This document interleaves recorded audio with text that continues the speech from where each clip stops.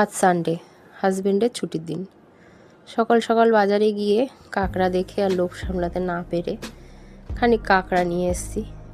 এবারে বাড়িতে এনে সেটাকে ভালো করে পরিষ্কার করে নুন হলুদ দিয়ে মাখিয়ে কিছুক্ষণের জন্য রেখে দেব। সাইডে কাঁকড়া মাখাটা রয়েছে নুন হলুদ দিয়ে। এবার কড়াইটা বসিয়ে দিয়েছি। কড়াইয়ের মধ্যে সর্ষের তেল দিয়ে দিলাম গরমের জন্য। তেলটা ভালোভাবে গরম হয়ে যাওয়ার পরে লবণ হলুদ দিয়ে মাখিয়ে রাখা কাঁকড়াটা লাল লাল করে ভেজে নিচ্ছি। দেখুন বেশ লাল লাল করে ভেজে নিয়েছি। একটু কড়া করে ভাজলে কাঁকড়াটা বেশ ভালোই লাগে খেতে। আমার ভাজা হয়ে গেছে। আস্তে আস্তে ভাজা কাঁকড়াগুলো সমস্ত তুলে নিচ্ছি। বেশ লাল লাল করে ভেজে নিয়েছি, তুলে নিলাম কাঁকড়া। এবার ওই একই তেলে খানিকটা আলু কেটে রেখেছিলাম ডুমো ডুমো করে, সেই আলুটাকেও ভেজে নেব। আলুটাকেও লাল লাল করেই ভাজবো। লাল লাল করে আলু ভাজলে বেশ ভালোই লাগে খেতে। কড়া করে লাল লাল করে দেখুন আলুগুলো ভাজা হয়ে গেছে। এবার আলুগুলোকে তুলে নিচ্ছি। নিয়ে ওই তেলেই একটু গোটা গরম মশলা আর একটু সাদা জিরে ফোড়ন দিয়ে দিলাম। ফোড়নটা নাড়াচাড়া করে নিয়ে এবারে তার মধ্যে দিয়ে দিচ্ছি কুচনো পেঁয়াজ। পেঁয়াজটাকেও একটু ভালোভাবে ভেজে নেব। এবার যাতে তাড়াতাড়ি পেঁয়াজটা ভাজাও হয়ে যায় আর নরমও হয়ে যায়, তার জন্য লবণটা দিয়ে দিলাম।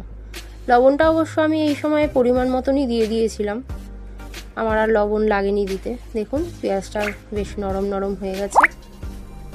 এবারে দিয়ে দিচ্ছি এর মধ্যে টমেটো কুচি, থেতো করে রাখা রসুন আর গ্রেট করে রাখা আদা। আমি আদাটা আর রসুনটা এখানে গ্রেট করে আর থেতো করে দিয়েছি, আপনারা চাইলে বেটেও দিতে পারেন। তারপরে এর মধ্যে দিয়ে দিলাম লঙ্কা বাটা। কাঁচা লঙ্কা দিয়ে আমি রান্নাটা করছি। এরপরে একটা পাত্রে টক দই, এর মধ্যে হলুদ গুঁড়ো, জিরে গুঁড়ো, ধনে গুঁড়ো, কাশ্মীরি রেড চিলি পাউডার, অল্প পরিমাণে চিনি দিয়ে ভালো করে মিশ্রণটাকে ফেটিয়ে একটা পাশে রেখে দিলাম। আমার কেটে রাখা মশলাগুলো বেশ ভাজা ভাজা হয়ে গেছে।